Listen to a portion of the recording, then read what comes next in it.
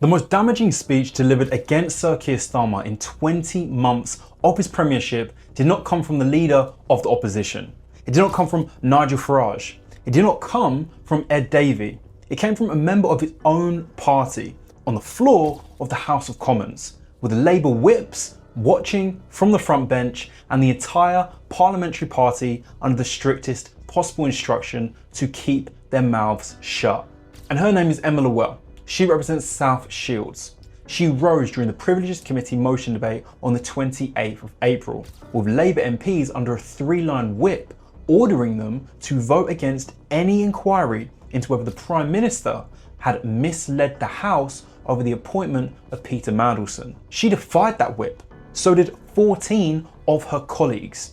But it was not the rebellion that mattered. It was what she said before the vote. Because somewhere in the middle of a measured procedural complaint, Lawell stopped speaking like a backbencher with a constitutional point and started speaking like a constituency representative who had been on the receiving end of something most senior politicians never have to hear, repeated to her face on her own streets in her own town.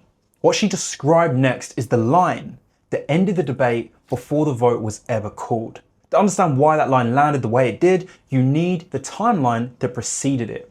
Because everything Lawell said in the chamber rests on a sequence of admissions Starmer's own government has been forced to make over the past 6 months.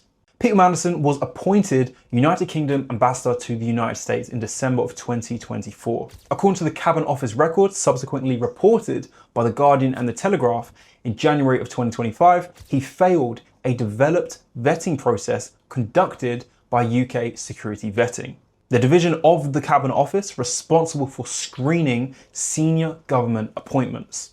The Foreign Office, under the then Foreign Secretary David Lammy, used a rarely deployed override mechanism to grant security clearance regardless.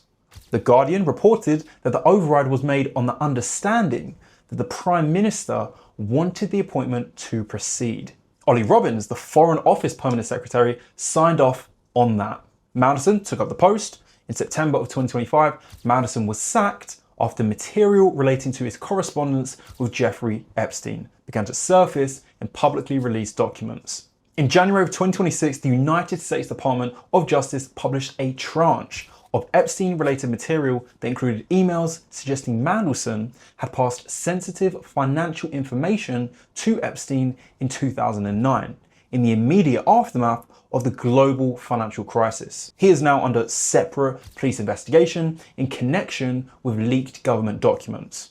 For 4 months, Starmer's defence in the Commons was that full due process had been followed. On the 20th of April, he was forced to abandon that defence. He stood at the dispatch box and acknowledged that Mandelson had failed vetting, that he had not been told, and that the appointment was a judgment he should not have made. He apologised to Epstein's victims, but the apology came after the vetting failure had already been reported. It came after Diane Abbott, the Labour grandee now sitting as an independent, asked publicly the question that has hung over the entire affair. Why didn't the Prime Minister ask? YouGov polling published in April put Starmer's net favourability at -45. 70% of respondents said he was doing badly. The same fortnight, an MRP from YouGov for The Times and Sky News projected Reform UK on track to take 3 seats in London boroughs, ground Labour has held continuously since the 1990s. Local elections in England, Scotland and Wales were 9 days away. This is what was sitting in the back of every Labour MP's mind when the Conservative Privileges motion was tabled. Okay, they were being whipped with the strictest possible instruction available in the British parliamentary system to vote against an inquiry that 61% of the British public, according to YouGov's own polling, said they wanted to see go ahead. And 9 days before a set of elections that every senior figure in the party privately expected to be a bloodbath. But the part that has actually broken the credibility of this government in recent days was not said by the opposition MP. It was said by a Labour MP on the floor of the House with the whip ringing in her ears. And the part you haven't heard yet is the one that matters. Which brings us to the floor of the Commons on the afternoon of the 28th of April. The motion in front of the House had been tabled by Kemi Badenoch, the Conservative Party. It called on Sir Keir Starmer to refer himself to the Privileges Committee, the parliamentary body that exists for one purpose: to investigate whether ministers and prime ministers have misled the House. It is the same committee that found Boris Johnson in contempt over Partygate. It is the same committee Starmer, as opposition leader, demanded Johnson submit to. It is the committee his own resignation principles, the one he set out as Director of Public Prosecutions and reaffirmed in his 2020 Leadership Manifesto, would have required him to volunteer for without prompting. He was not volunteering for it. He was whipping his own MPs to refuse it. With a 3-line whip, the strictest available instruction in British parliamentary system, the kind of whip MPs are warned will end their careers if they ignore it. 15 Labour MPs ignored it. Sana Begum, John McDonnell, Richard Bergen, Brian Leishman, Emma Lewell, among others. The motion fell 335 votes to 223, a majority of 112. But during the count, something happened. The Hansard recorded, but most of the news bulletins did not. Speaker Sir Lindsay Hoyle had to halt proceedings and address the chamber directly because Labour MPs were openly shouting the word shame at their own colleagues as they walked in the I lobby. The Speaker said conduct was unacceptable. He demanded apologies. The whips, The Guardian later reported, had stationed themselves at the lobby entrance and were taking names. This is the institutional context. The party that has the largest parliamentary majority in modern British history on a Privileges Committee question fracturing in real time, in front of the public, in front of the cameras, with the Speaker of the House calling its conduct unacceptable. Ed Davey, the Liberal Democrat leader, told the chamber that Starmer gives every impression of a Prime Minister in office but not in power, and called the appointment a catastrophic error of judgment. Badenoch, on the eve of the debate, told Sky News that Starmer was either lying or grossly incompetent. But the most telling intervention came not from any of them. It came from a Labour MP for a Labour seat with a 3-line whip in her hand and the whip's office already drafting up the consequences. This is the same cabinet that 3 weeks before this debate was insisting full due process had been followed. This is the same cabinet whose own Foreign Office Permanent Secretary had now been removed. This is the same cabinet whose Deputy Prime Minister David Lammy was Foreign Secretary at the time the override was signed. And the woman who stood up and said what nobody else in her party was prepared to say is the one you're about to hear. Here it is, the speech. This is the pivot the entire Mandelson scandal turned on. Lowell is not a backbench rebel by temperament. She has not built a career on troubling her own front bench. She has, by her own description in the chamber, spent her professional life working with victims of child sexual abuse before entering Parliament. She represents South Shields, a Labour seat that has returned a Labour MP at every single election since 1935. The constituency is a Labour heartland. The MP, by every measure, is a loyalist. She rose to speak. She thanked the Speaker. She acknowledged the procedural posture. She listed the failures of judgment the government has committed. The Mandelson appointment, which she said should never have happened. The Matthew Doyle peerage, which she said should never have been granted either. She said the way the vote was being handled by the government was, in her phrase, out of touch and disconnected from the public mood. Then her register changed. Lowell described what she told the Prime Minister in private, in a meeting before the debate. She described the abuse she has been receiving on her own streets, in her own constituency, from her own constituents. She used a phrase to describe what people are calling her party. The phrase is unprintable on a screen of any decency. The public has been screaming it at her in the street, in front of her staff, with reference to victims of crimes she spent her entire career trying to prevent. She told the House that what she was hearing on the doorstep was no longer a complaint about policy. It was a question about the moral compass of the government. Privilege motions, she said, do not come up on the doorstep. Committee processes do not come up on the doorstep. What does come up, she said, is a feeling that something is not right, that trust has gone, that an already fragile fabric of our democracy is eroding further every day this continues. She said the Prime Minister should refer himself, not because the opposition was demanding it, and it was, by the way, but because one quick session of the committee could end the matter.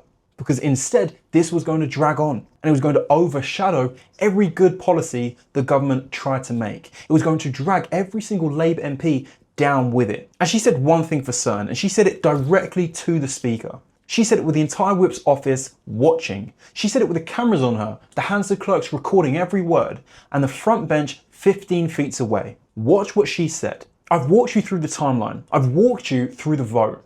I've walked you through the rebellion, the Speaker's intervention, the whips at the lobby, the polling, the local election 9 days away. The only thing left is the speech itself. It is 2 minutes and 40 seconds long. It is delivered without notes. The chamber, as you will hear, goes quiet for almost the entire duration. The front bench does not look at her once. This is the moment that defined the Mandelson scandal in the public mind. This is the moment that, in the verdict of every senior political correspondent covering Westminster, ended the credibility of Starmer's defence at the dispatch box. There is no further commentary that I can add that will land harder than her own words. Thank you very much, Mr. Speaker. I have watched this whole sorry saga play out for weeks now. Like the public, I feel let down, disappointed, and I am angry. Peter Mandelson should never have been appointed. This was a fundamental failure of judgment. Matthew Doyle should never have been given a peerage. This was also a failure of judgment. I feel the way that today's vote has been handled by the government smacks once again of being out of touch and disconnected from the public mood. The fact that MPs like me are being whipped into voting against this motion is, in my view, wrong, Mr. Speaker. It has played into the terrible narrative that there is something to hide, and good, decent colleagues will be accused of being complicit in a cover-up. A number of weeks ago, at a private meeting with my right honourable friend, the Prime Minister, I spoke about how, after a career of working with victims, that I could not even begin to express how much it hurts me when people are screaming at me in the street that I am a member of the Pedo Protectors Party. I also said that prior to this scandal, people criticised the government's policies and at times lack of political narrative. But to me, they are now questioning the government's moral compass. Privilege motions, ISC investigations, committee hearings and process don't come up on the doorstep. What does come up time and time again is a general feeling that there is something just not right, that politicians are failing to deliver on their promises. Trust has gone and it's been replaced by anger, and the already fragile fabric of our democracy is eroding further every day this continues. So I can't understand, Mr. Speaker, why the Prime Minister doesn't refer himself to the committee with a clear statement that he is doing so to clear his name. One quick session of the committee could surely see this matter concluded. Instead, it will now drag on and dominate every headline and interview. It will overshadow and undermine every good policy we make and continue to drag every single one of us down. Whether any Prime Minister misled the House or not is not a matter for the Foreign Affairs Select Committee, nor is it a matter for the Intelligence and Security Committee.